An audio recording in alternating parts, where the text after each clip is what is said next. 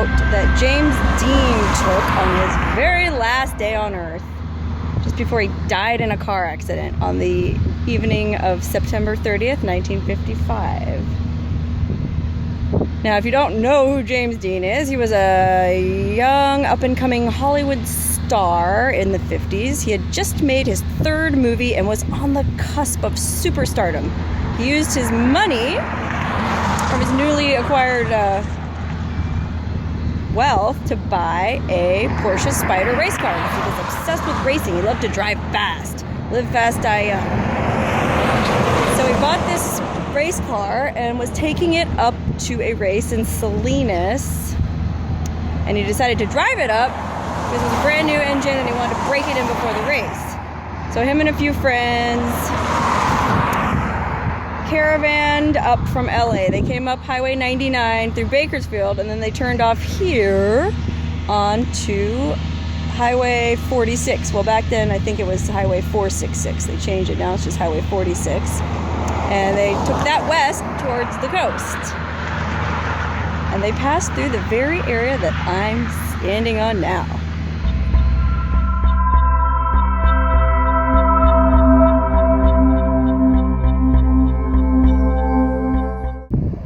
Okay, so a little bit farther down the road, a few miles, this is the spot where James Dean stopped for the last time. The last time his feet touched ground before he died in a fiery car accident. The place is called Blackwell's Corner. And you can see they milk the James Dean shtick pretty hard here because there's really not much else going on in this area. I remember back in the day, their little tourist attraction was the world's biggest parking lot, because they have this huge field out back. But apparently they upped their game, and they rock the James Dean shtick pretty hard. When you go in, you'll see there's tons of memorabilia. There's a 50s diner, James Dean shit everywhere you look. One thing that you can't get there is an apple. I didn't see any in there. Why would I want to buy an apple? Well, because when James Dean stopped here on the last day of his life, he got a Coke and an apple at this gas station, or whatever gas station was here before. And that was his last meal on Earth, right? Well, sign of the fucking times, all they have is junk food in there. No apples to be found. But I was able to get a Coke to drink in his memory, so guess what? And you know what? I tried to get one that said, share a Coke with James, but they didn't have that. So I'm just gonna have to share a Coke with Abdullah. Why the fuck not? Here's to you, James Dean, and to you, Abdullah.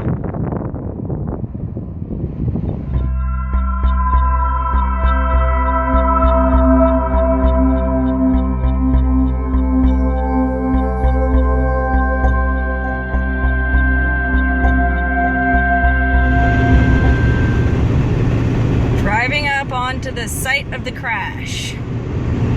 This is what James Dean saw in the last minutes of his life. This lonely, desolate highway. Nothing but brown and blue and gray as far as the eye can see. But it was about to be splattered with red.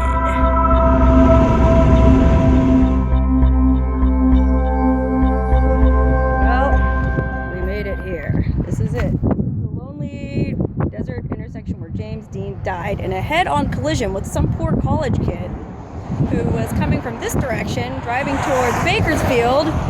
He was going to turn onto this highway here. It's kind of a weird three-way intersection, and I guess back then it was even more fucked up.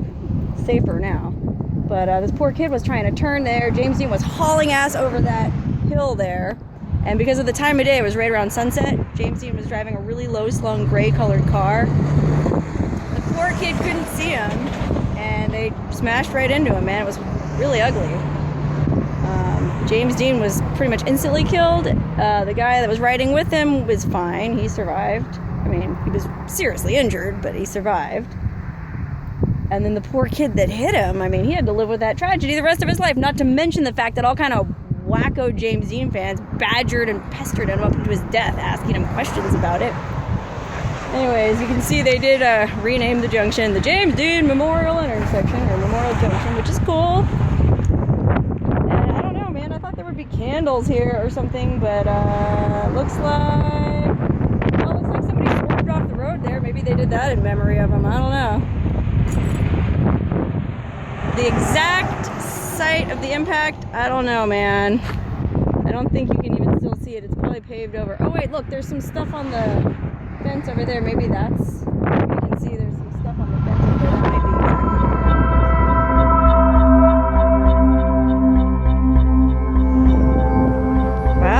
this is the exact spot where he supposedly died. Actually, there's some speculation as to whether or not that's accurate. He may have just died in the ambulance, but this is where this is basically where his neck was broken.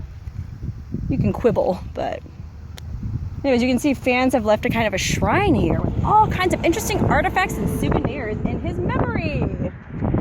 Like these little highway reflectors, hubcap, you know. You would expect some automotive stuff, but then there's also a baby crock, a bottle of champagne. Oh, Chesterfields, those were his favorite cigarettes. Here's a picture of him and the car on the day that he died, right as he was leaving Hollywood that morning or that afternoon. Somebody left a bra here for him, which I don't know why you would do that since I'm pretty sure he was gay. And then there's also this awesome wreath. We love you, James. Overall, it's a pretty cool little memorial. I was really curious about this blue binder, but unfortunately it's empty. There's nothing in it. Wah, wah. Not sure why somebody left that there. But I left my own little sticker for him here. That's my little memory for you, James Dean. R.I.P. Oh yeah, kazoo. Ha! So this is like the unofficial, what do they call these? Descanso, I think that's the name for a roadside memorial. But there's an official memorial just up the road in a little town called Chelam. So let's go check that out.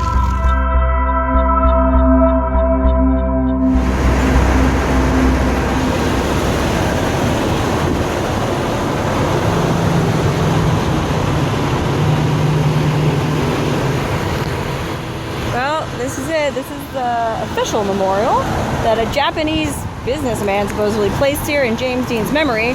Sorry it's so fucking loud, but this big rig is parked right next to it with its engine idling. I don't know why he had to park here of all places. So I'll have to yell. Here's you can't even really read it, but it's a tribute to a young man. It's some bullshit about James Dean, talking about his life. And then this part here is kind of cool because it talks about why the guy, here's his name.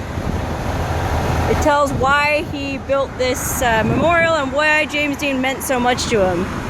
You know, truth, justice, limits of mankind, heartfelt thanks, that kind of shit.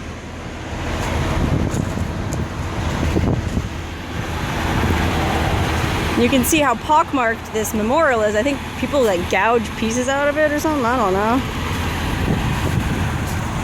But it's, I don't know, it's kind of a cool way to be remembered, I guess. Shit. I should be so lucky that somebody could put any kind of memorial up for me.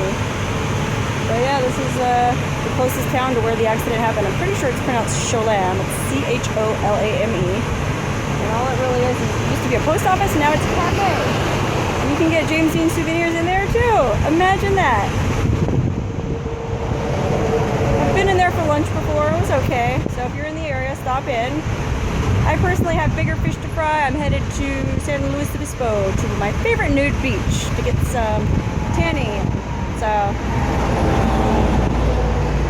no lunch for me today, but I hope you enjoyed this tour.